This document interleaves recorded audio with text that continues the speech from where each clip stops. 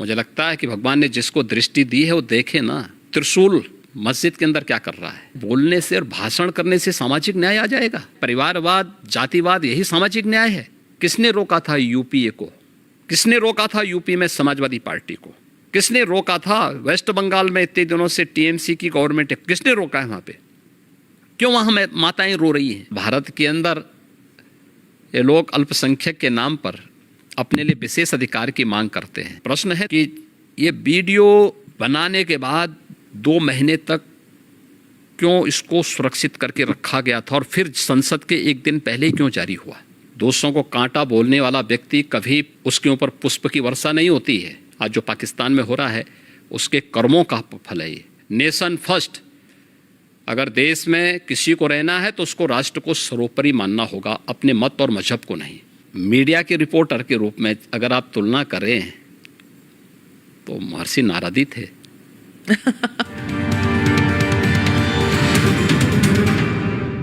Namaste, Jai Hind. Welcome to another edition of ANI Podcast with Smita Prakash. This episode is being filmed in the city of Lucknow, which is the capital of the state of Uttar Pradesh. Before I introduce my guest, I'm going to give you a quote from a bestseller book, The Monk Who Sold His Ferrari. According to this book, the secret to happiness is very simple.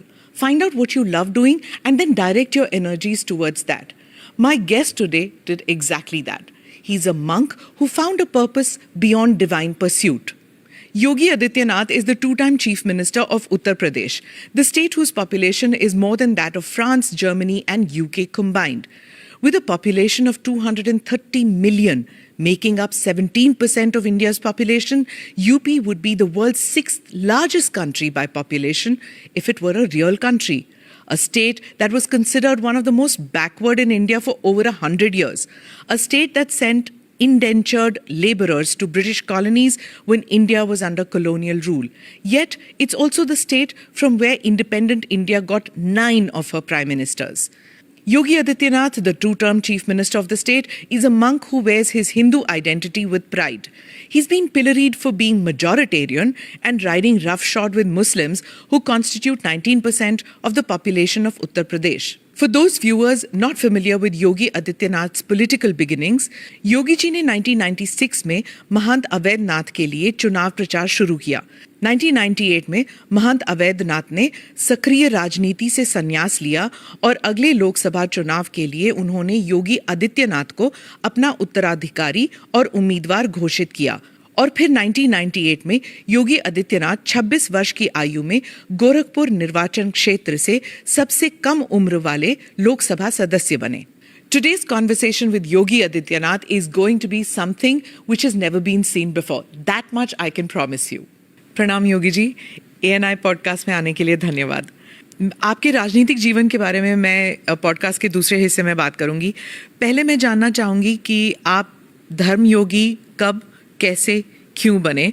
क्योंकि इतनी छोटे से उम्र में आप में ये त्याग की भावना क्यों जागी? आप साइंस के स्टूडेंट थे, तो साइंस और धर्म ये कैसे मिलाप हुआ? देखिए, सबसे पहले हम लोगों को धर्म समझना पड़ेगा।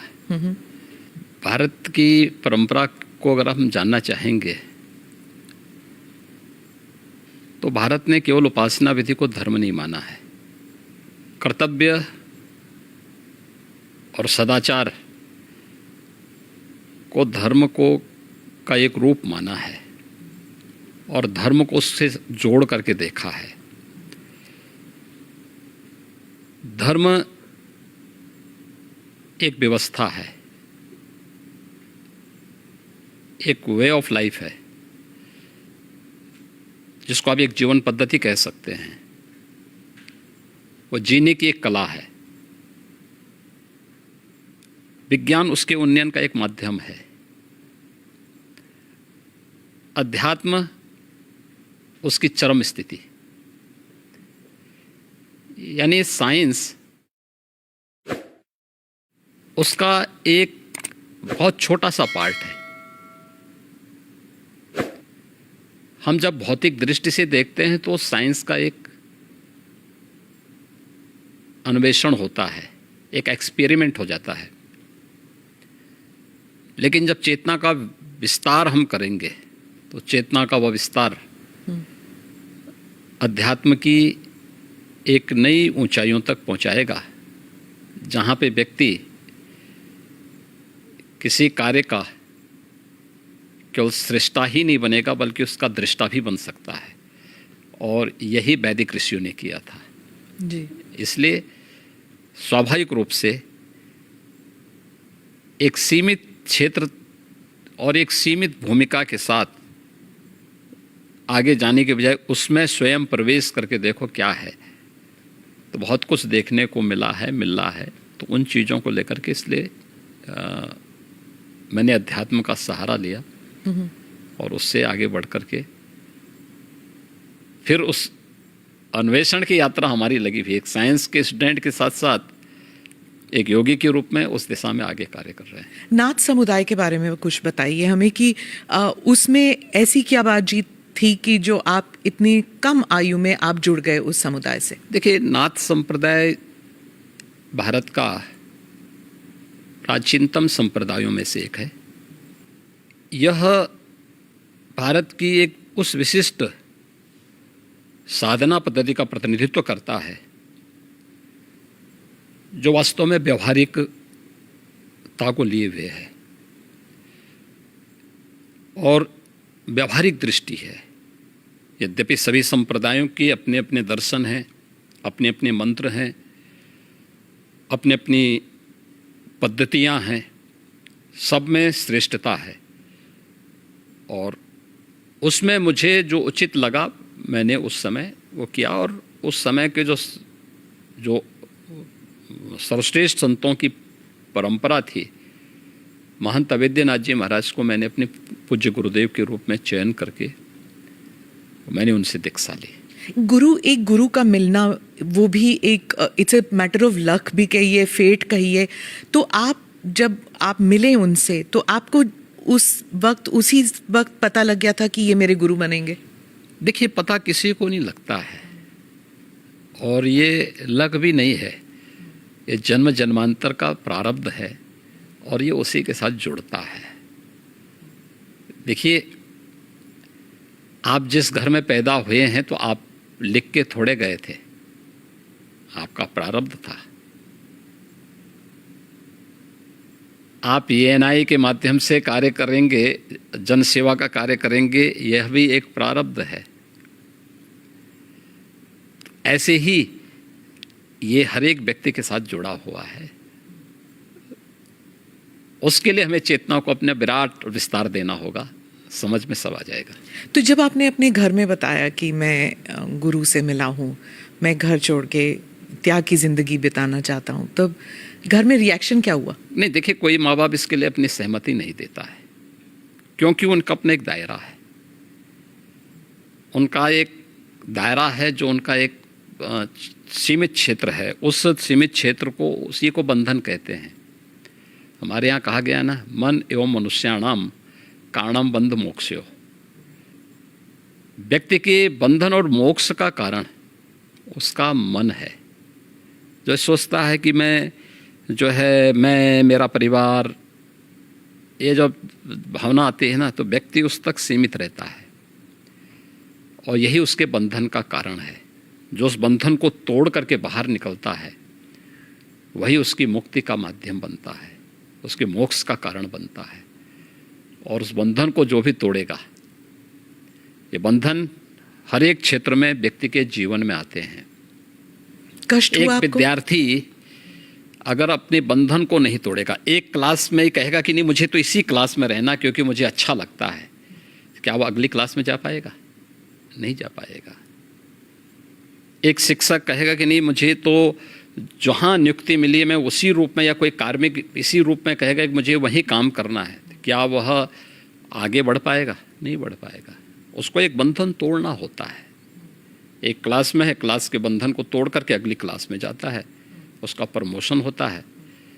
तो हर एक व्यक्ति के जीवन में इस प्रकार की स्थितियाँ आती हैं। एक धर्म योगी से आप फिर राजनीति में आए, उस सफ़र के बारे में बताइए। और एक और सवाल मेरे मन में उठ रहा था, जैसे आप बता रहे थे कि एक इंसान जो दुनियादारी और बंधनों से आप निकल चुके हैं, तो उस वैराग्य से आप अगर राजनीति में आते तो उसमें कॉन्फ्लिक्ट नहीं हुआ आप में?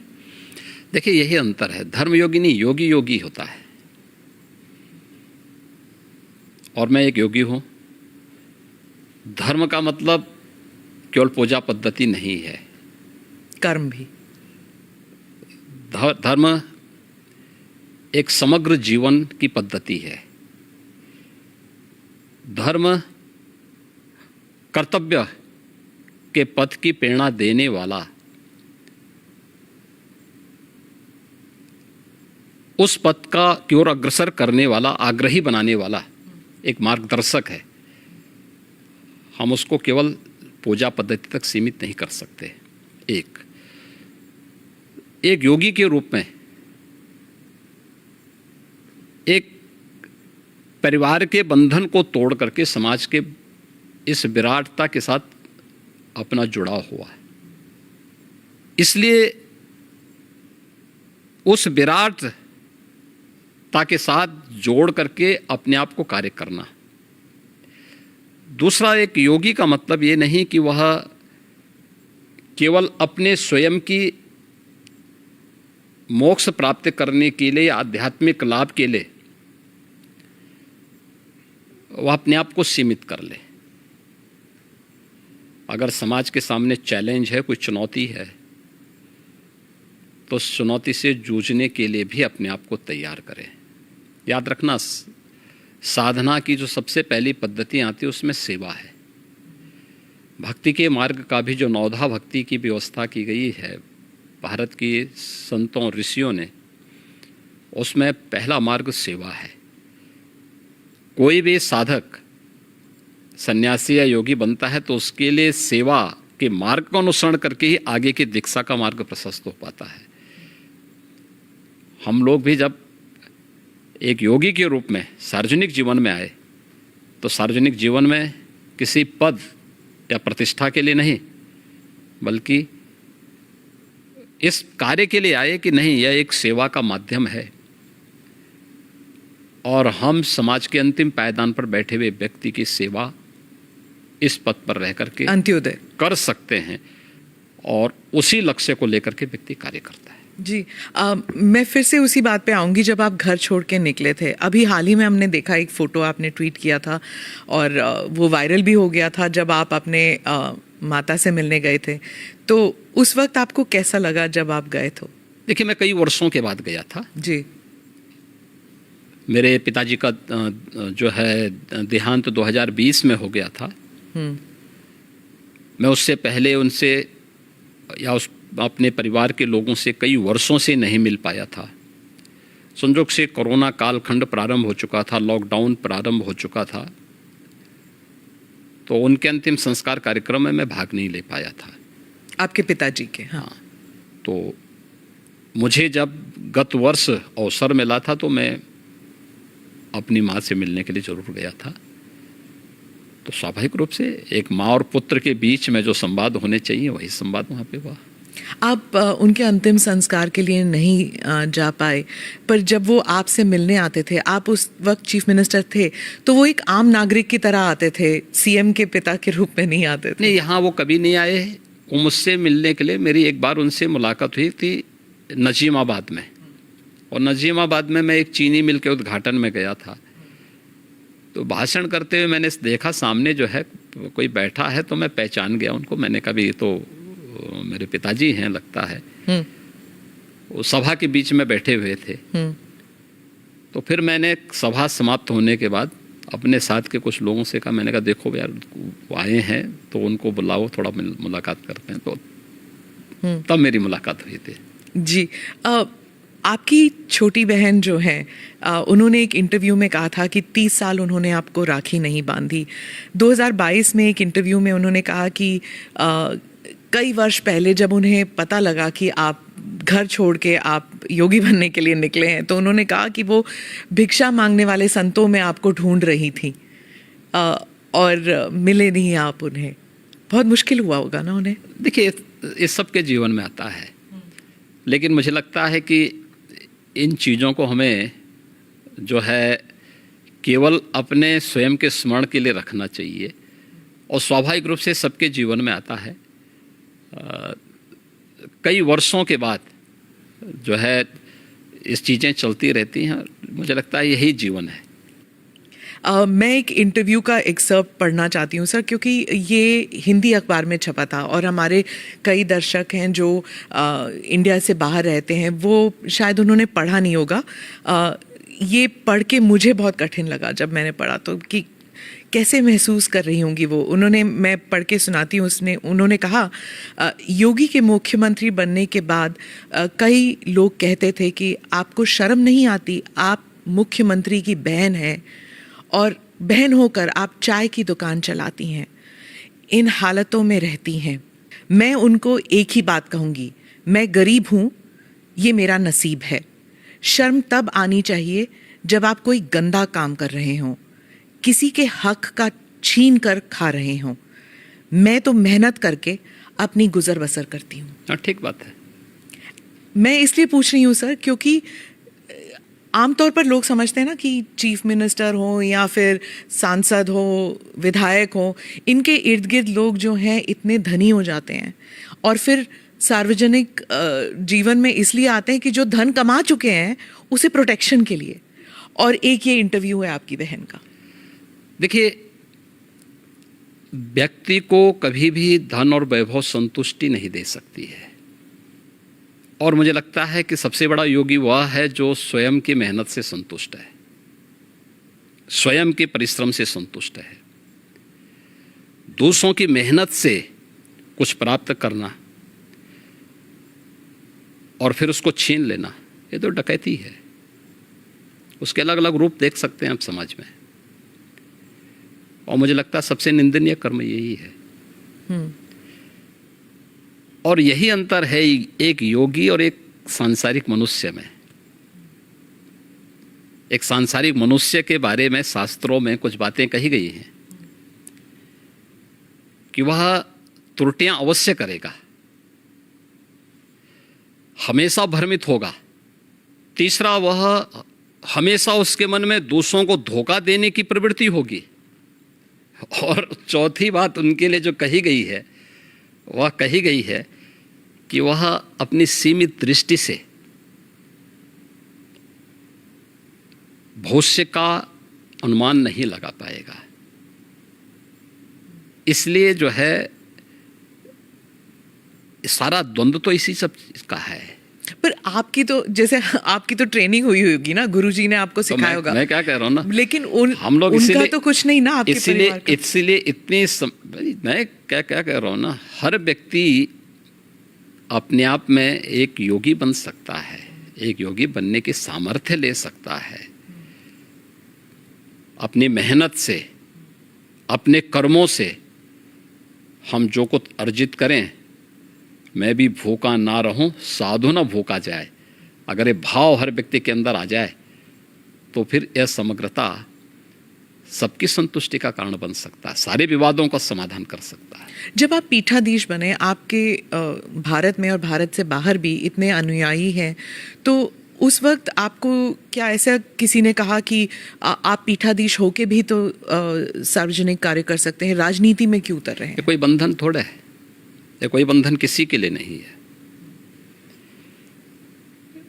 हम मनुष्य पहले हैं, उसके बाद योगी हैं या सन्यासी है। और मैंने आपको बताया ना कि एक योगी के रूप में समाज के प्रति जो मेरे कर्तव्य हैं, उन कर्तव्यों का निर्वहन करूं मैं।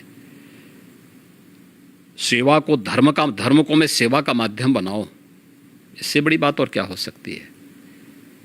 और हम वही कर रहे हैं। तो एक सन्यासी का कर्तव्य क्या होता है? क्या वही जो कर्म कर रहा है अपना, ये चाहे पत्रकार हो या फिर राजनीति? हाँ, हर व्यक्ति कर सकता है, हर व्यक्ति कर सकता तो है। आप मुझे एक बात बताइए कि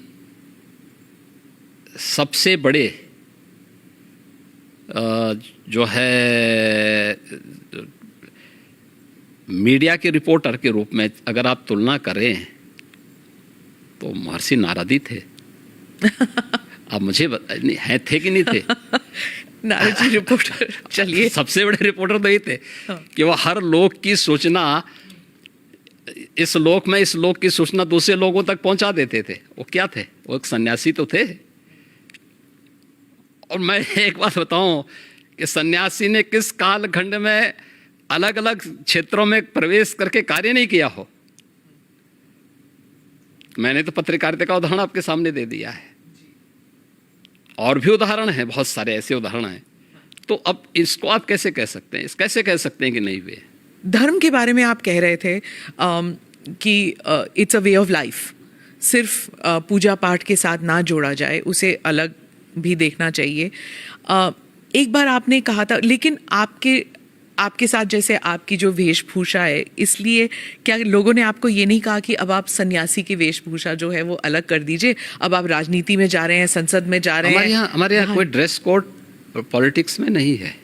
ड्रेस कोड इसमें नहीं होता था ना, सफेद पोशाक पहने हुए तो गांधी टोपी पहन लिया, और तो ठीक है, पहने, उसके अनुरूप आचरण भी करे ना। देखिए, यह वेशभूषा हमारी इसलिए है, लोगों की दृष्टि में हमेशा बने रहें और लोग हमारे विचलन पे उंगली भी उठा सकें और विपरीत परिस्थितियों में साथ में खड़े भी हो सकें। और इसीलिए इस प्रकार की वेशभूषा को एक चैलेंज के रूप में स्वीकार किया जाता है हमेशा।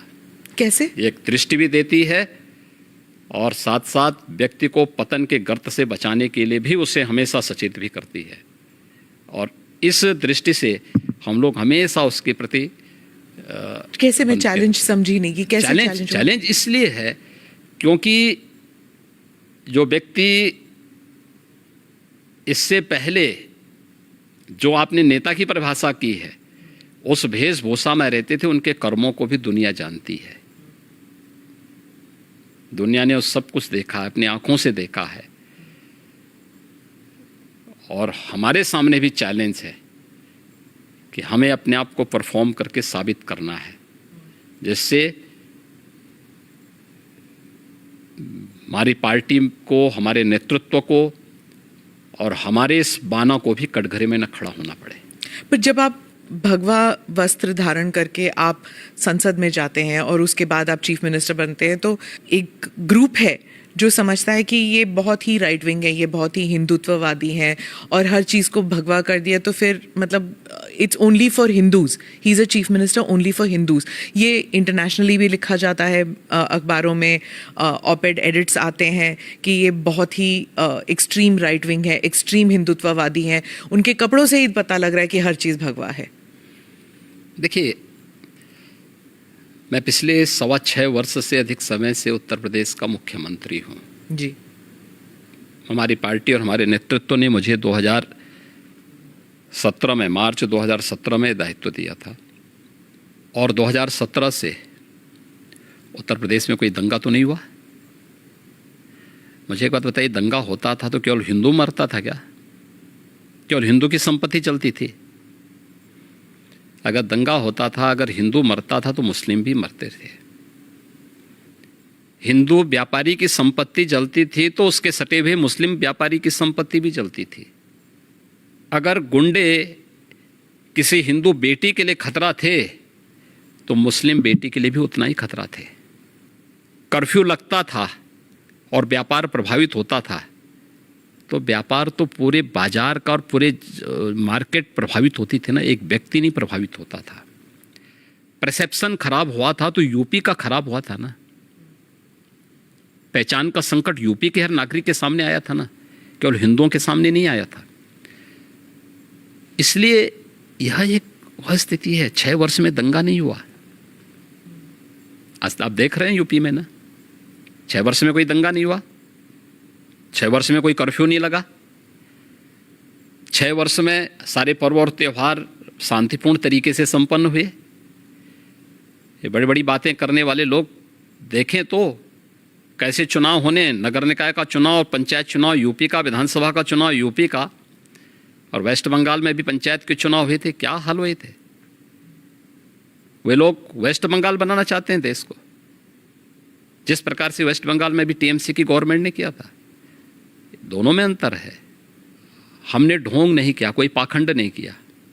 हर एक को चुनाव लड़ने का अधिकार, उसका अधिकार है भाई, उसको मिलना चाहिए, वो चुनाव लड़े। जीतने की सामर्थ्य होगी जीतेगा, हमें सामर्थ्य होगी हम जीतेंगे, हमें सामर्थ्य नहीं है तो नहीं जीतेंगे, और नहीं जीतना चाहिए हमें अगर हमें सामर्थ्य नहीं है तो। लेकिन अगर कोई व्यक्ति विरोधी ही क्यों ना हो, अगर उसमें सामर्थ्य है, योग्यता है, उसको जीतना चाहिए, ये उसका लोकतांत्रिक अधिकार है। कैसे हम उससे उसे वंचित कर सकते हैं? लेकिन कुछ लोग सत्ता में आकर के जबरन पूरी व्यवस्था को कैद कर देना चाहते हैं, और जो वेस्ट बंगाल में हमको देखने को मिला सबको, कैसे वहां विरोधी दलों के कार्यकर्ताओं को मारा गया, ये चीजें आंखों को खोलने वाली हैं। इस पे तो कोई बोलता नहीं, इस पे कोई टिप्पणी नहीं करता है, सब मौन है। 1990 में कश्मीर में जो कुछ हुआ उस सब पे सब लोग मौन थे। आखिर ये दोहरा दृष्टिकोण क्यों? और इसीलिए पब्लिक विश्वास नहीं करते इन लोगों में। योगी जी के डर से यहाँ मेरा पर कौन डर है? नहीं, आपने एक बार कहा था ना कि एक हाथ में माला है, एक हाथ में भाला है। तो एक आपका एक जो आक्रामक तरीका है टू डील विद माफिया, क्या इसकी वजह से यहाँ पर है? नहीं, देखिए, हम लोग तो सज्जनों के लिए जितने संवेदनशील हैं, दुर्जनों के लिए उतने ही कठोर भी है, और इस शासन की रणनीति है शस्त्रेण रक्षते राष्ट्रे शास्त्र चिंता प्रवर्तते, यानी व्यवस्था सबकी सुरक्षा के लिए आवश्यक है, सुरक्षा सबको, कानून का राज होगा, लेकिन कानून को बंधक बनाने की छूट किसी को नहीं दी जाएगी, कोई भी हो, कतई नहीं देंगे। आपने ये भी कहा था कि कानून जो है वो मानव के लिए होना चाहिए, दानव के लिए नहीं। ठीक बात है, पर एक कॉन्स्टिट्यूशनल डेमोक्रेसी में सर हर जीव जंतु के लिए कानून एक जैसा होना चाहिए। मतलब शेर भी शिकार कर सकता है, गाय के लिए भी उतना ही हक तो है। क्या आप शेर को रोकते हैं क्या? नहीं तो आप शेर को बोलिए ना जंगल में जाके, नहीं रोक सकते। वही आप बोले ना कि शेर महाराज शिकार मत करिए, आपको हम रोटी खिलाएंगे, जाइए रोटी खिलाइए। तो वही मैं कह रही हूँ कि कानून में मैं वही कह रहा हूँ, वह एक वहाँ की नेचुरल व्यवस्था है, और वह नेचुरल व्यवस्था, दंड का प्रावधान, यह एक व्यवस्था का प्रावधान है, और वह व्यवस्था, वह प्रावधान कानूनन ही लागू होती है, गैर कानूनी तरीके से नहीं लागू होती। तो चीफ मिनिस्टर कैसे तय कर सकते हैं कौन मानव है कौन दानव? चीफ मिनिस्टर कहाँ तय करते हैं? चीफ मिनिस्टर तो एक बात बोलते हैं कि भाई देखो शांति बनी रहनी चाहिए, हम तो हमेशा शांति का उपदेश देते हैं। कुछ लोग तो नहीं मानते कि आप शांति, सिर्फ शांति, मतलब आप बुलडोजर बाबा, ये सब आपके साथ, आपके नाम के साथ जुड़ा हुआ है, और आपका जो एक सिस्टम बना है, बाकी चीफ मिनिस्टर्स भी उसको कॉपी करने लग गए हैं। मुझे एक जब आप बुलडोजर बाबा हैं तो वहाँ बुलडोजर मामा भी आ गए हैं। मुझे एक बात बताइए, इतने बड़े प्रदेश में इंफ्रास्ट्रक्चर का डेवलपमेंट होना चाहिए कि नहीं होना चाहिए? जी। और क्या इंफ्रास्ट्रक्चर के लिए क्या आज भी हम कुदाल और फावड़ा लेकर के जाएंगे कि हमें उसके लिए बुलडोजर और आधुनिक मशीनें चाहिए? बुलडोजर बाबा उसके लिए नहीं कहा जाता आपको सर, आप भी जानते हैं। अब इंफ्रास्ट्रक्चर के मार्ग में कोई बाधक होगा, यहाँ पहले होता क्या था, कोई कार्य स्वीकृत होता था, अभी पैसा अलॉट हुआ नहीं कि माफिया जाके जबरदस्ती हड़प करके सामान गिरा देते थे।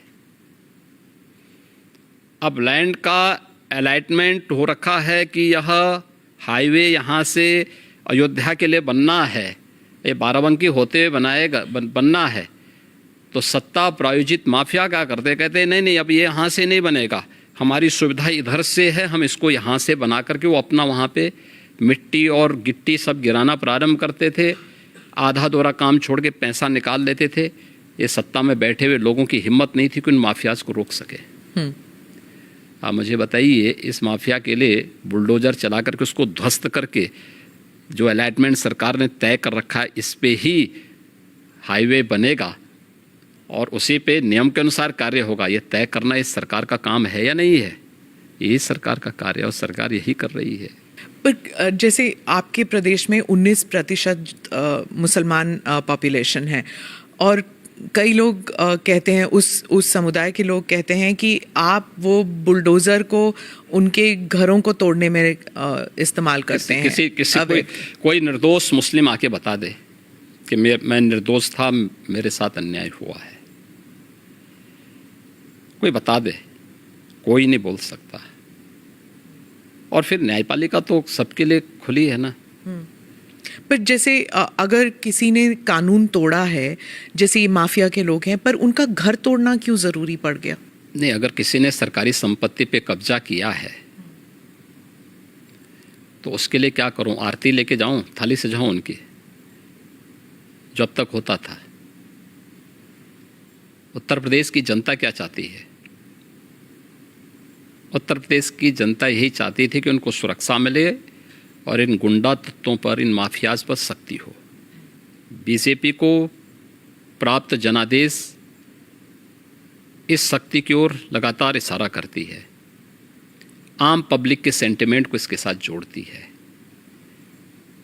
19 से 20% आबादी हो या 100% आबादी, कानून का राज सबके हित में है और वही समृद्धि का मार्ग भी आगे बढ़ाएगी, वही प्रदेश में एम्प्लॉयमेंट जनरेट करेगी, वही प्रदेश की बेटियों को सुरक्षित करेगा, और यही उत्तर प्रदेश के अंदर किया गया है। आपने विधानसभा में कहा कि हम माफिया को मिट्टी में मिला देंगे, तो जब ऐसे, वो उमेश पाल मर्डर के केस में हुआ था शायद, तो जब ऐसे होता है तो सोशल मीडिया में फैल जाता है, चलो जी अब गाड़ी उलटने वाली है, योगी जी को बुलाओ। जब अमृतपाल भी भाग गया था तो कहते योगी जी के, अगर योगी जी के राज में होता तो ये तो कभी ना होता, वो तो गाड़ी उलट ही देते।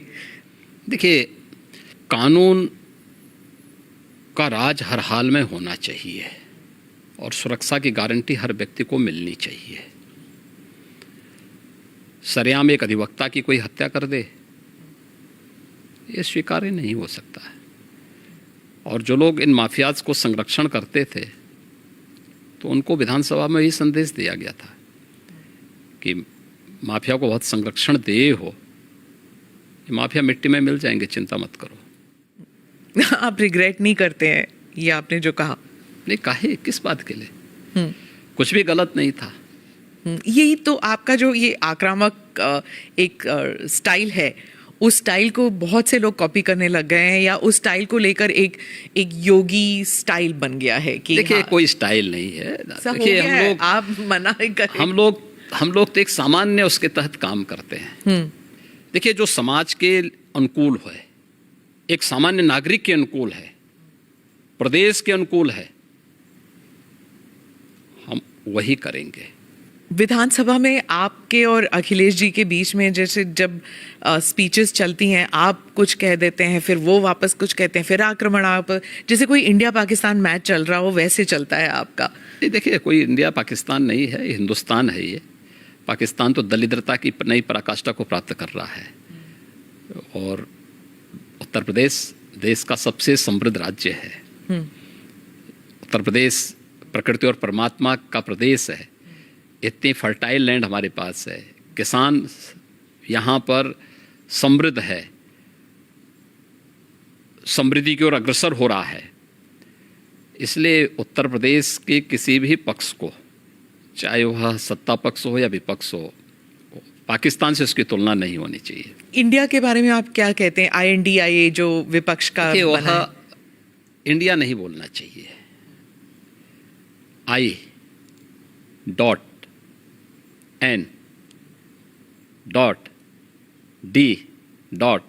हर एक उसमें डॉट लग गया उसका। तो चोला बदलने से पिछले कर्मों से मुक्ति नहीं मिल जाएगी।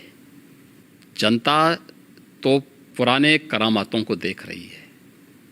वह करामात UPA का हो, कांग्रेस का हो, सपा का हो, या फिर जो और लोग हैं, आम आदमी पार्टी का है, क्या गदर मचा रखी है इन लोगों ने, TMC का हो, या जो भी, सबकी एक जैसी स्थिति है। तो इसलिए ये लोग चोला बदल करके देश को भ्रमित करना चाहते हैं। देश की जनता लोकतांत्रिक दृष्टि से बहुत परिपक्व है। आपको नहीं लगता कि जैसे विपक्ष कह रही कि बीजेपी डर गई जब ये INDIA का गठन हुआ, तो वो डर के मारे NDA को फिर से उजागर करने की कोशिश कर रहे हैं? कैप्टन कौन है? हमारे कैप्टन तो मोदी जी हैं।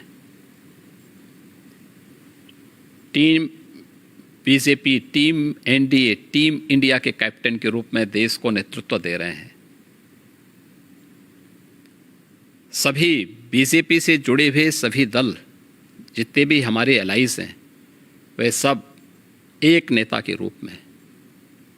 NDA ने जो अपना मैनिफेस्टो तैयार किया है, कॉमन मिनिमम प्रोग्राम अपना जो तय किया है, पिछले 9 वर्षों के अंदर वह प्रभावी ढंग से लागू हुआ है। सामाजिक न्याय बोलने से और भाषण करने से सामाजिक न्याय आ जाएगा? सामाजिक न्याय, परिवारवाद, जातिवाद, यही सामाजिक न्याय है। उस गरीब के घर में शौचालय बने, उस गरीब को मकान मिले, उस गरीब को राशन मिले, उस गरीब को स्वास्थ्य की सुविधा मिले, उस युवा को रोजगार की व्यवस्था हो, उस किसान के जीवन में भी खुशहाली आए, उस महिला को भी सुरक्षा के साथ, सम्मान के साथ जीने का अधिकार मिले। किसने रोका था UPA को? किसने रोका था यूपी में समाजवादी पार्टी को? किसने रोका था वेस्ट बंगाल में इतने दिनों से TMC की गवर्नमेंट है? किसने रोका है वहां पे? क्यों वहां माताएं रो रही हैं? क्यों वहां बेटियां अपने आप को सुरक्षित महसूस कर रही हैं? आखिर क्यों नहीं कांग्रेस ने 60 वर्षों में जिन 4 करोड़ गरीबों को मोदी जी ने मकान दिए हैं, किसने रोका था कांग्रेस को देने से? किसने रोका था 12 करोड़ गरीबों को शौचालय देने से? 10 करोड़ गरीबों को आज जो उज्ज्वला योजना की फ्री में सिलेंडर मिले हैं, किसने रोका था? ये हाथ में स्मार्टफोन और टैबलेट पकड़े हुए आज का हमारा स्मार्ट युवा, स्मार्ट बनाने से उसको रोका किसने आज़ादी के बाद 60 वर्षों तक? ये कांग्रेस। यही तो कर रहे थे लोग। देश को लोकतंत्र के नाम पे जड़ता पैदा की थी इन लोगों ने, जातिवाद को बढ़ावा दिया था, परिवारवाद को आगे बढ़ाया था। आज मोदी जी के नेतृत्व में पिछले 9 वर्ष में देश में क्रांतिकारी परिवर्तन हुआ है, ऐतिहासिक परिवर्तन हुआ है। दुनिया आज भारत की तरफ देख रही है, भारत के प्रति दुनिया के नजरिए बदले हैं। इन चीजों को भी तो इनको समझना चाहिए। आपने कहा था कि आपके राज्य में अब युवाओं के हाथ में, एक हाथ में, पहले हाथ में तमंचा हुआ करता था, अब टैबलेट है। तो आप तमंचा किसके बारे में बात कर रहे थे? सपा शासन? सपा के सरकार में यही होता था, क्योंकि कोई रोजगार तो होता नहीं था। नौकरियां निकली तो सत्ता से जुड़े हुए दलाल बैग लेकर के प्रदेश में घूमने निकल जाते थे वसूली में। सबकी पर्चियां जाती थीं, फिर उसी के हिसाब से नियुक्तियां होती थी, फिर न्यायालय उसमें रोक लगाती थी। उत्तर प्रदेश में जब 2017 में भारतीय जनता पार्टी की सरकार बनी थी, उत्तर प्रदेश का पुलिस बल देश का सबसे बड़ा पुलिस बल है, और इस पुलिस बल में 1.5 लाख पुलिस कार्मिकों की जगह खाली थी। अनुमान करिए कैसे चलता रहा होगा ये प्रदेश। मैंने मार्च 17 में पूछा, मैंने कहा भी ये जो है इतने पद खाली पड़े हुए हैं तो भर्ती के लिए क्या हुआ? कहा साहब कोर्ट की रोक है। कोर्ट की रोक क्यों है? फिर न्यायालय ने कोई कारण से रोका होगा ना। तो फिर बताया गया कि साहब जो है प्रक्रिया गलत थी। मैंने कहा गलत क्या थी बताओ मुझे। जब भर्ती बोर्ड को मैंने बुलाया, उन्होंने कहा साहब इसमें लीकेजेज की संभावनाएं थी। तो मैंने कहा न्यायालय ने ठीक तो किया था। हमने यूपी पुलिस में पिछले 5 वर्ष में 1,65,000 पुलिस की भर्ती की प्रक्रिया को बिना किसी रुकावट के पूरी की है। वे सभी नौजवान, जिसमें 20% महिला पुलिस कार्मिक भी हैं। ये केवल उसी में नहीं, शिक्षकों की भर्ती में भी। आप सोचिए, बेसिक शिक्षा में 1.5 लाख पद खाली थे। हमने उस प्रक्रिया को 1,64,000 से अधिक भर्ती शिक्षकों की भी पूरी की है। बेसिक और सेकेंडरी एजुकेशन की बात कर रहा हूँ मैं। हायर एजुकेशन और टेक्निकल एजुकेशन की या मेडिकल एजुकेशन की अभी मैंने चर्चा नहीं की, ये भर्ती अलग है। और ये सभी प्रक्रियाएं पूरी पारदर्शी तरीके के साथ, पूरी शुचिता के पूर्ण तरीके से संपन्न हुई हैं।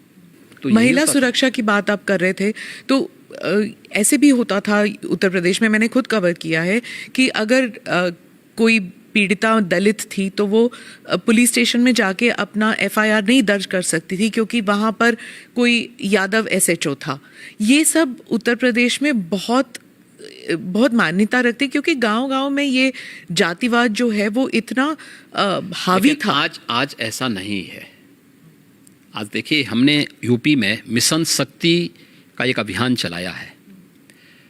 आप आश्चर्य करेंगे कि हमारे पास जब 17 में हम आए थे तो मात्र 10,000 महिला पुलिस अधिकारी और कर्मचारी थे। कुल कार्मिकों की संख्या हमारे पास 10,000 थी। आज हमारे पास यह संख्या 40,000 है। और हमने एक मानसिकता भी थी कि उन महिला कार्मिकों को फिर ड्यूटी नहीं दी जाती थी, क्योंकि यूपी के अंदर ऐसा माहौल था, लोग इतने भयभीत थे, कहते थे कि आप महिला पुलिसकर्मी, महिला पुलिस अधिकारी फील्ड में जाकर के क्या अपराधियों को फेस कर पाएंगे? उन्हीं की सुरक्षा की। मैं वही कह रहा हूँ, ये भी भाव था। तो मुझे जब इस प्रतिवेदन मिले कि हम भी फील्ड में, महिला कार्मिकों ने मुझे इस बात को कहा कि हम भी फील्ड में ड्यूटी करना चाहते हैं, मैंने कहा एकदम इनको ड्यूटी मिलनी चाहिए। तो फिर ये हुआ कि कैसे इसको किया जा सकता। हमने एक मिशन शक्ति का एक अभियान प्रारंभ किया। ये अभियान चल रहा है और इसमें सफलतापूर्वक चल रहा है, जिसमें मैंने हर महिला कांस्टेबल को महिला बीट अधिकारी के रूप में नामित किया है। और उनकी जिम्मेदारी है 57,000 से अधिक ग्राम पंचायतें यूपी में इस समय, लगभग 58,000 हैं, कुछ नगर निकाय में आए हैं, 57,700 के ऊपर अभी भी हमारे पास ग्राम पंचायतें हैं। वे सप्ताह में एक दिन ग्राम पंचायत में जाकर के गांव की सभी महिलाओं के साथ महिला सुरक्षा पे चर्चा करेंगे। आंतरिक या बाह्य कहीं सुरक्षा में कोई सेंध लगाने वाला है तो महिला कांस्टेबल को बताएंगे।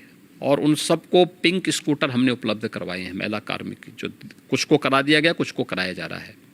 ऐसे शहरी क्षेत्र में भी, और ये हर सप्ताह उनकी जिम्मेदारी है जाकर के देखना। आज आप देख रहे होंगे महिला यहाँ की बेटियां आज पढ़ने के लिए बाहर हॉस्टल में नहीं रहती, आज यूपी में ही अपने कॉलेज में एडमिशन कराती हैं, घर से जाती हैं, अपने माँ बाप के साए में रह करके पढ़ाई कर रही हैं। आज उनके सामने कोई भय नहीं। और अगर किसी ने महिला सुरक्षा में सेंध लगाने का प्रयास किया तो कठोरतापूर्वक वे बेटियां स्वयं निपट लेती हैं फिर उनसे। ये माहौल हमें पैदा करना पड़ेगा। ये जो INDI ग्रुपिंग बनी है, ये महिला सुरक्षा 2024 तक महिला सुरक्षा को एक बहुत बड़ा इशू बनाएगी, क्योंकि मणिपुर में जो गैंग रेप का जो मसला हुआ था उसको लेकर कहेगी कि मोदी सरकार बेटी बचाओ बेटी पढ़ाओ जरूर कहती है, लेकिन महिला सुरक्षित नहीं है, और मणिपुर का किस्सा उठाएगी। तो तब आप बैकफुट पे तो चले गए ना, क्योंकि कैसे एक्सप्लेन कर सकेंगे? देखिए, एक बात हम सबको समझनी होगी। भारत की लोकतांत्रिक व्यवस्था में हर संवैधानिक संस्था की अपनी लक्ष्मण रेखा है, और जब भी उसका अतिक्रमण होगा तो दुर्भाग्य से इस प्रकार की स्थितियां बनती हैं। मणिपुर के लिए आप केंद्र और राज्य सरकार को दोषी तो ठहरा रहे हैं। मणिपुर में शांति होनी चाहिए, हर व्यक्ति की कामना है, क्योंकि पिछले 9 वर्ष के अंदर जो ऐतिहासिक कार्य पूर्वोत्तर के राज्यों में हुए हैं, और प्रधानमंत्री मोदी जी के नेतृत्व में पिछले 9 वर्ष के दौरान मणिपुर हो या जम्मू कश्मीर हो, जिस प्रकार से शांति बहाली वहाँ हुई और राष्ट्र की मुख्य धारा से क्षेत्र जुड़े हैं, ऐतिहासिक है। आज़ादी के बाद पहली बार अरुणाचल, नागालैंड, मिजोरम, मेघालय, मणिपुर, त्रिपुरा, असम, ये सभी मुख्य धारा के साथ जुड़कर के विकास की प्रक्रिया के साथ तेजी के साथ आगे बढ़े थे। दुर्भाग्य से पड़ोसी मुल्कों के द्वारा जिस प्रकार की साजिशें कभी कभी रची जाती हैं, और लगातार नॉर्थ ईस्ट के मामले में तो इसके साक्ष्य हैं, कहीं ना कहीं जब किसी स्तर पर अनावश्यक लक्ष्मण रेखा का अतिक्रमण करके कार्यपालिका के कार्य में जब कोई संवैधानिक मशीनरी अनावश्यक रूप से हस्तक्षेप करेगी, जो काम संसद का है, जो काम कार्यपालिका का है, उसमें हस्तक्षेप होगा, तो इस प्रकार की दुर्भाग्यपूर्ण स्थिति बनती है। आप विश्वास करिए, मणिपुर में फिर से शांति बहाली होगी और वहाँ पर बीजेपी की गवर्नमेंट जिस विकास की प्रक्रिया को आगे बढ़ा रही थी, प्रक्रिया आगे बढ़ेगी, तेजी के साथ आगे बढ़ेगी। पूर्व सेनाध्यक्ष कांग्रेस हो या यूपीए हो या INDIA जो ग्रुप है, ये जो ... ग्रुप है, यह ग्रुप अपने यहाँ देखे ना, बेटी मणिपुर की हो या राजस्थान की, यूपी हो या बिहार या वेस्ट बंगाल, हर बेटी को सुरक्षा मिलनी चाहिए, हर नागरिक को सुरक्षा मिलनी चाहिए और ये किसी भी सरकार की सर्वोच्च प्राथमिकता होनी चाहिए।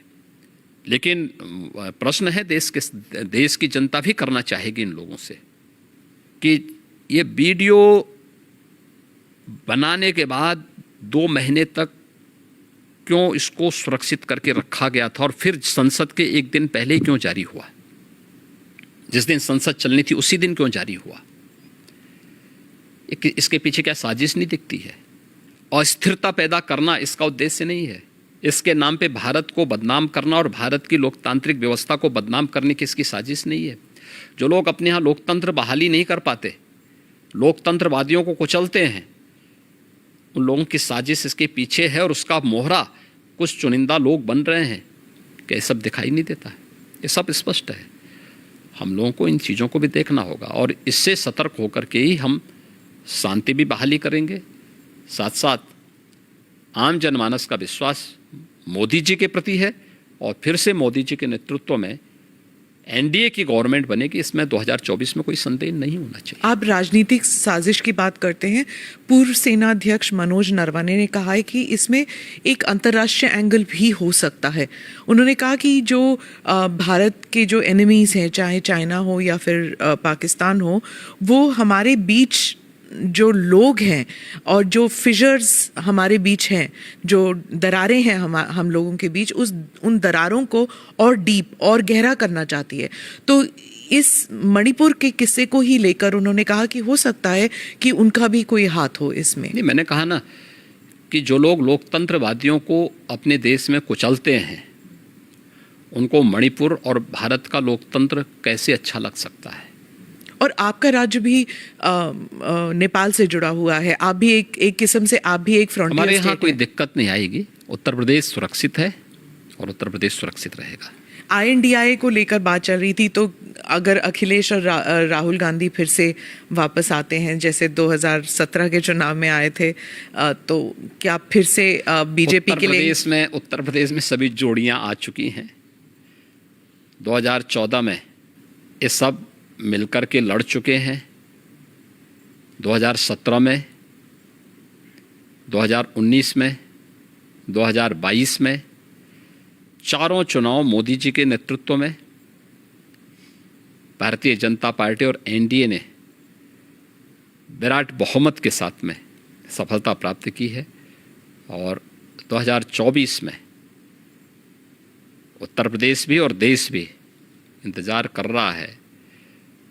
देश को धोखा देने वाले, देश की जनता को जाति, मत और मजहब के आधार पर बांटने वाले, सामाजिक न्याय के नाम पर परिवारवाद और जातिवाद को प्रश्रय देने वाले, अपने राजनीतिक स्वार्थों के लिए देश को आतंकवाद, नक्सलवाद और अलगाववाद की भट्टी में झोंकने वाले तत्वों को ये देश कभी स्वीकार नहीं करेगा, कभी नहीं स्वीकार करेगा। उनकी पार्टियां सब कहते हैं कि आपकी पार्टी है जो एक सिस्टम लाना चाहती है और उस सिस्टम के अंतर्गत आप जुडिशरी को, इलेक्शन कमीशन को, मीडिया को, सबको दबा के रखते हैं। और UCC भी उसी में कह रहे हैं कि यूनिवर्सल सिविल कोड भी उसी रास्ते में एक है। देखिए, UCC के बारे में दुष्प्रचार ज़्यादा है। मुझे एक बात बताइए कि हम न्याय की बात करते हैं, हम सामाजिक न्याय की बात करते हैं और परिवार में न्याय नहीं कर पा रहे हैं। ये शुरुआत परिवार से तो करो। शादी ब्याह का हो या संपत्ति और विरासत का मामला, ये सब पे एक समान रूप से लागू होना चाहिए। वन नेशन वन लॉ की थ्योरी लागू तो होनी ही चाहिए। अगर एक देश के नागरिक हैं, और दुर्भाग्य है कि दुनिया के अंदर अल्पसंख्यक समुदाय अपने लिए विशेष अधिकार की मांग नहीं करता, वो बहुसंख्यक समाज के साथ जुड़ने की बात करता है। और भारत के अंदर ये लोग अल्पसंख्यक के नाम पर अपने लिए विशेष अधिकार की मांग करते हैं। भारत के कानून को हर एक को स्वीकार करना चाहिए और उसी में सबकी सुरक्षा और सबकी समृद्धि निहित है। जी, मैं वापस उत्तर प्रदेश पे आती हूँ। राम मंदिर, लोग कहते हैं कि आपके भाग्य में ही शायद लिखा था कि मंदिर आपके कार्यकाल में होगा। गोरखनाथ पीठ और अयोध्या मंदिर, इसका संबंध अगर आप हमारे दर्शकों को बताएं। देखिए, प्रधानमंत्री मोदी जी ने आज़ादी के अमृत महोत्सव को जिस भव्यता और दिव्यता के साथ आयोजित किया है, देखिए जब ये देश 1947 में आज़ाद हुआ था, दुर्भाग्य से उसके एक दिन पहले देश का दुर्भाग्यपूर्ण विभाजन भी हुआ। बहुत सारे लोग देश की आज़ादी के जश्न में उस समय शामिल नहीं हो पाए होंगे, या उस समय के कोई चश्मदीद आज के दिन पे बताने की स्थिति में नहीं रहता है। बहुत कम लोग होंगे जिनको उस समय की घटनाओं के बारे में इस प्रकार की स्थिति जानकारी होगी। लेकिन हम सब कह सकते हैं, आज की हर पीढ़ी का हर नागरिक कह सकता है कि जब ये देश अपनी आज़ादी के 75 वर्ष पूरा किया था, तब हमने देश के जश्न के साथ सहभागिता की थी। हर घर पे तिरंगा पहना करके, हर ग्राम पंचायत और हर नगर निकाय कह सकता है कि साहब हम भी भागीदार बने थे, क्योंकि हमारे घर में अमृत महोत्सव हमारे गांव में बना हुआ है, हमारे नगर में बना हुआ है। यह कार्यक्रम सफलतापूर्वक संपन्न हुआ और आज़ादी के अमृत महोत्सव के मुख्य संबोधन में प्रधानमंत्री मोदी जी ने देशवासियों को कुछ बात कही थी, कुछ संकल्प दिलाए थे कि 2047 में अगर भारत को दुनिया की एक महाशक्ति के रूप में स्थापित करना, एक विकसित भारत की परिकल्पना को अगर साकार करना है, तो उन्होंने कुछ संकल्प दिलाए थे जो पंच प्रण के रूप में जाने जाते हैं। इस पंच प्रण में विरासत का सम्मान भी है, गुलामी के इंसों को सर्वथा समाप्त करना भी है और नागरिक कर्तव्य भी है। अयोध्या में श्री राम जन्मभूमि का मंदिर निर्माण का कार्य है, ये उसी विरासत का सम्मान है। जो कार्य आज़ाद भारत में 1947 में होना चाहिए था, लेकिन दूरदर्शिता का अभाव, भारत की परंपरा और भारत की संस्कृति के प्रति दुराव स्पष्ट दिखाई देता है। अन्यथा यह विवाद 1947 में सुलझ सकता था, 1949 में सुलझ सकता था, इसके बाद भी सुलझ सकता था, कभी सुलझने नहीं दिया गया। आखिर यह आज कैसे सुलझ गया? कोई विवाद तो नहीं हुआ, बड़ी बड़ी दावे लोग करते थे, कुछ भी तो नहीं हुआ, शांति बनी हुई है उत्तर प्रदेश में तो। और ये मेरा सौभाग्य है कि जब एक और प्रधानमंत्री मोदी जी के नेतृत्व में, उनके मार्गदर्शन में अयोध्या में भगवान राम का भव्य मंदिर का निर्माण कार्य श्री राम जन्मभूमि तीर्थ क्षेत्र ट्रस्ट के द्वारा संपन्न किया जा रहा है, बनाया जा रहा है, और देश भर से सहयोग मिल रहा है, तो स्वाभाविक रूप से एक मुख्यमंत्री के साथ साथ एक भगवान राम के एक भक्त के रूप में भी 3 पीढ़ियों का प्रतिनिधित्व करने का मुझे अवसर मिल रहा है। 3 पीढ़ी कैसे? मेरे पूज्य दादा गुरु जो थे महंत दिग्विजय नाथ जी, 1949 में उस अभियान के हिस्से थे जब रामलला का प्रकटीकरण हुआ था, और उस समय की कांग्रेस की सरकार जबरदस्ती रामलला को राम जन्मभूमि से हटाना चाहती थी। और फिर उसके बाद के आंदोलन का पूरा जो भी उस समय सपोर्ट था वह गोरखपीठ से उपलब्ध कराया गया था। उस समय जो केस दायर हुए थे उन सभी चीज़ों की उपलब्धता वहाँ से हुई थी। 1983-84 में जब श्री राम जन्मभूमि मुक्ति यज्ञ समिति बनी थी, राम जन्मभूमि मुक्ति के लिए, उसका नेतृत्व मेरे पूज्य गुरुदेव महंत वेद्यनाथ जी महाराज ने किया। उस पूरे आंदोलन का नेतृत्व राष्ट्रीय स्वयंसेवक संघ और विश्व हिंदू परिषद के नेतृत्व में, मार्गदर्शन में, पूज्य संतों के मार्गदर्शन में उसका नेतृत्व उन्होंने किया। और जब राम जन्मभूमि में भव्य मंदिर निर्माण की आधारशिला प्रधानमंत्री मोदी जी के कर कमलों से रखी गई, तब प्रदेश का मुख्यमंत्री मैं स्वयं था।